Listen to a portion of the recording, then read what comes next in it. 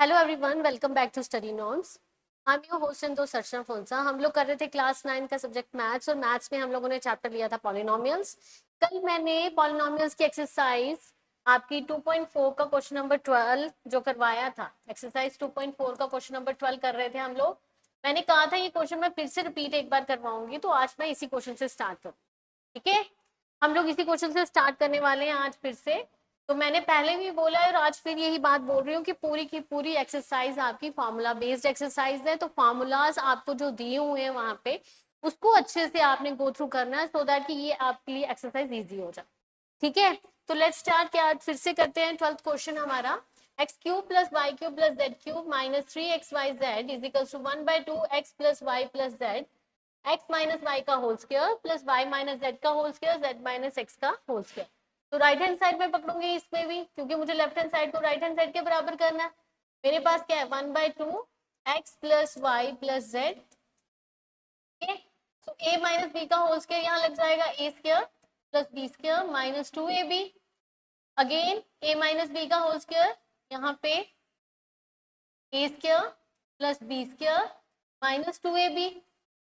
Again यहाँ पे a minus b का whole square, a square plus b square minus 2ab। Clear हो गया यहाँ तक।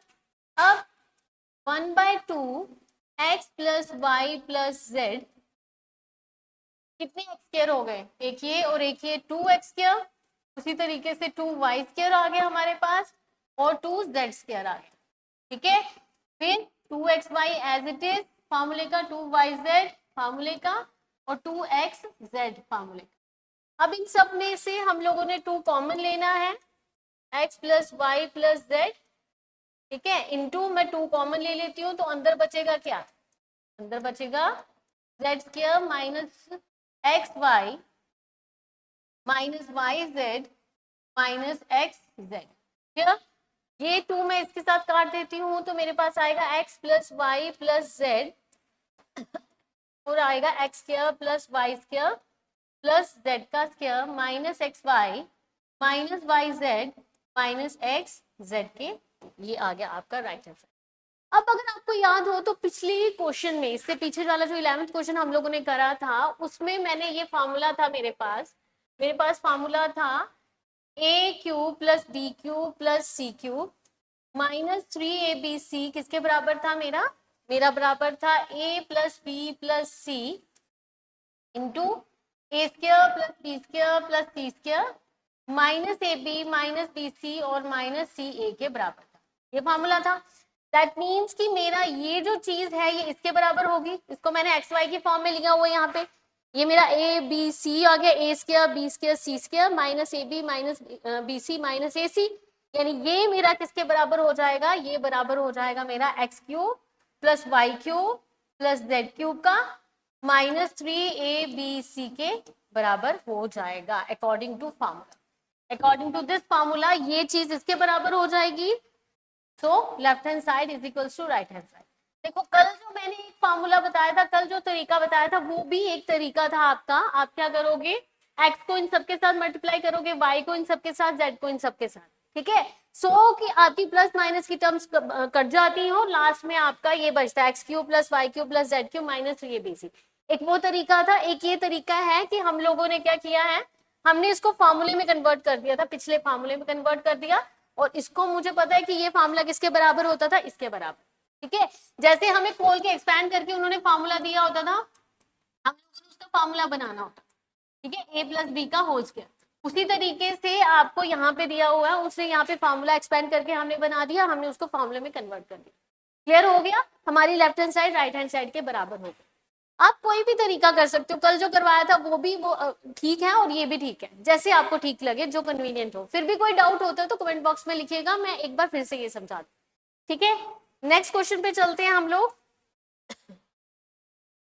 क्वेश्चन नंबर 13 बोल रहा है x plus Y plus z is equal to 0, show that कि x cube plus Y cube plus Z cube is equal to 3yz के बराबर। देखो मुझे पता है कि x cube plus Y cube plus Z cube minus 3xyz जो formula था वो किसके बराबर था, x plus Y plus z into x square plus y square plus z square minus x y minus y Z और minus z x के बराबर, मुझे ये पता है। अब यहाँ पे गिवन मुझे इसकी वैल्यू दी हुई है, ठीक है। सो हम लोग इसमें पुट कर देते हैं x cube plus Y cube plus Z cube minus 3xyz is equals to 0।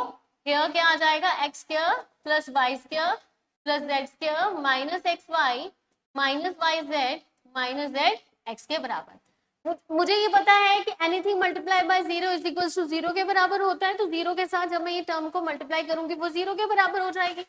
तो ये आ जाएगा x cube plus Y cube plus Z cube minus 3xyz is equals to 0। Right hand side मेरी 0 में कन्वर्ट हो गई। अब ये मुझे इस फॉर्म में बनाना है, इसको इस तरीके से प्रूव करना है, तो मजे से हो जाएगा x cube plus Y cube plus Z cube, ये आ जाएगा माइनस का, वहां जाके हो जाएगा प्लस का। ये आ गया आपका जो आपने शो करवाना था, हैंस प्रूफ। क्लियर हो गया? ये बहुत इजी था। आपको value x plus Y plus z की दी थी, तो 0 जो दिया था उसको आगे वाले टर्म के साथ मल्टीप्लाई करना था। मुझे पता था आगे वाली टर्म जो होगी वो भी 0 में कन्वर्ट हो जाएगी, तो ये 0 में कन्वर्ट हो गई। यहाँ पे माइनस का था, यहाँ पे प्लस का हो गया, यही प्रूव करना था। क्लियर? नेक्स्ट क्वेश्चन पे चलते हैं। 14th question, without actually calculating the cubes find the value of each of the following. ठीक हो, अभी मैंने क्या निकाला, मैंने निकाला एक्स क्यूब मेरा y cube plus Z cube किसके बराबर होता है, मेरा 3xyz के बराबर। ये चीज मैंने इस क्वेश्चन में अप्लाई कर दी है, ठीक है। उसने बोला कि इन सबको एक्चुअली क्यूब्स निकाले बिना इसकी वैल्यू निकालो, तो मेरे को उसने दिया है -12 का क्यूब -12 का क्यूब प्लस 7 का क्यूब प्लस 5 का क्यूब। तो वही लिखूंगी मैं आइडेंटिटी, कौन सी identity, is equals to x का क्यूब प्लस वाई का क्यूब प्लस जेड का cube is equals to 3xyz के बराबर। दैट मीन्स हियर x कितना आ जाएगा, x is equals to -12, y is equals to 7 and z is equals to 5। Convert करिए इसको 3xyz में, तो 3 इंटू -12 इंटू 7 इंटू 5, ठीक है। ये 7 3 2 6 -36 इंटू 7 5 35। करिए मल्टीप्लाई, 36 इंटू 35 को करेंगे multiply, 5 6 30 18 1 which is equal to 1260, वो भी माइनस का, -1260 इज योर। क्लियर हुआ? यहां से कोई डाउट नहीं है। नेक्स्ट पार्ट देखते हैं। नेक्स्ट पार्ट में उसने बोला हुआ है 28 का क्यूब, 28 का क्यूब प्लस -15 का क्यूब प्लस -13 का क्यूब, ठीक है। बाय यूजिंग आइडेंटिटी, कौन सी आइडेंटिटी यूज करनी है हमें, बाय यूजिंग आइडेंटिटी कौन सी करेंगे हम लोग, हमारे पास आइडेंटिटी है x का क्यूब प्लस y का क्यूब प्लस z का cube is equal to 3xyz के बराबर, ठीक है। Here x is equals to 28, y is equals to -15 and z is equals to -30। Convert करिए इसको इसमें, तो 3 इंटू 28 इंटू -15 इंटू -30, करो मल्टीप्लाई, 8 3 से 24 2 6 84, ठीक है। 3 को 28 के साथ किया, 8 3 4 2 84 आ गया। उसी तरीके से -15 को जब मैं -13 के साथ करूंगी तो आई नो कि माइनस माइनस मेरा प्लस हो जाएगा। 5 3 15, 3 1 3 4 5 और 1 195, वो भी प्लस का। नाउ मल्टीप्लाई 195 इंटू 18, 8 5 40 72 6 7, ठीक है, 5 9 1, ये हमारा गलत आया, ठीक है। एक बार फिर से मैं ट्राई करती हूँ। मेरे पास क्या आया था, इन दोनों को मल्टीप्लाई करके आया 84, 84 इंटू 15 को करूंगी मैं, -15 को करूंगी -13 के साथ, 3 5 15 45 5 और 1, ठीक है, 5 और 9 1, 195 को अब मल्टीप्लाई करूंगी 84 के साथ, 8 5 जा 195 इंटू 84, 8 5 जा 40, 4 36 और 4 कितना आ जाएगा, 4 से 36 और 4 आ गया 40, 4 1 जा 4।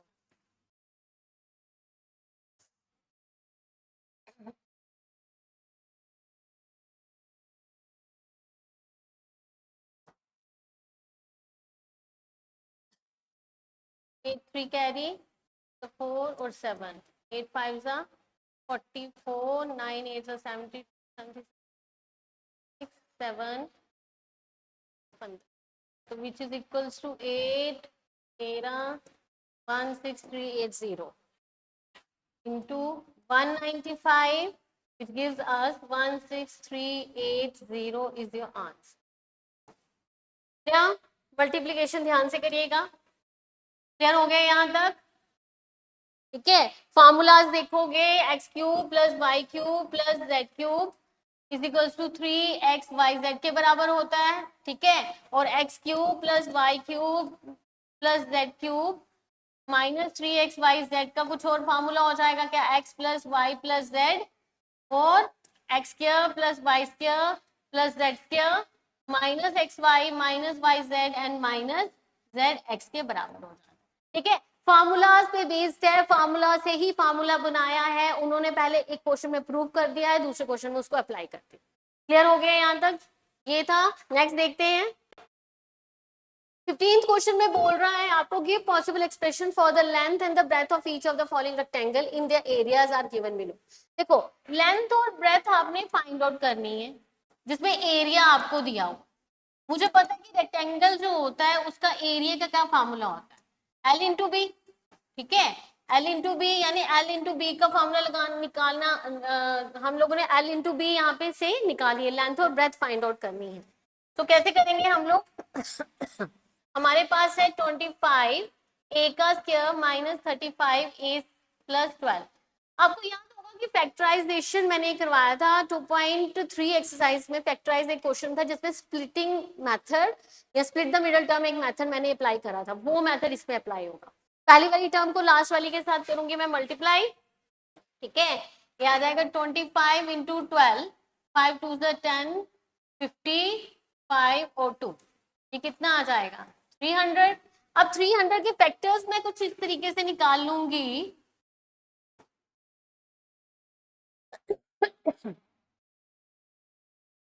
कि मेरे को क्या आ जाएगा, ये 2 7 जा 2 5 जा 3 2 जा 5 जा 5 5 जा देन 5 1 जा।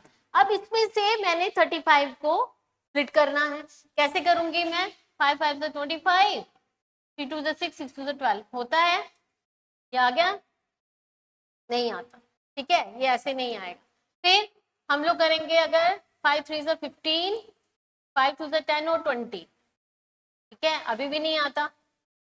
फिर उसके बाद क्या करेंगे, 5 3 जा 15, 15 2 जा 30, 30 और 5 2 जा, इसको रब कर लेते हैं,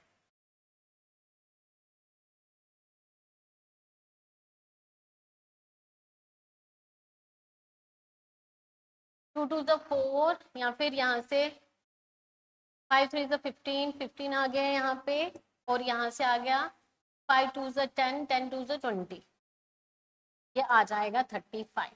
दोनों को अगर मैं प्लस का ले लूँ 35, लेकिन यहाँ पे माइनस की साइन है तो दोनों के साथ मुझे माइनस लगाना पड़ेगा, यानी minus 20a minus 15a plus 12, ठीक है। अब इन दोनों में से ये 5 के टेबल में आते हैं तो 5a कॉमन ले लूंगी, 5 4 जा 20, इन दोनों में माइनस 3 कॉमन आते हैं, 3 5 जा 15 माइनस माइनस प्लस 3 4 जा 12, ठीक है, अंदर वाला सेम आ गया फैक्टर, तो 5a माइनस 4 एक फैक्टर निकला और 5a माइनस 3 दूसरा फैक्टर।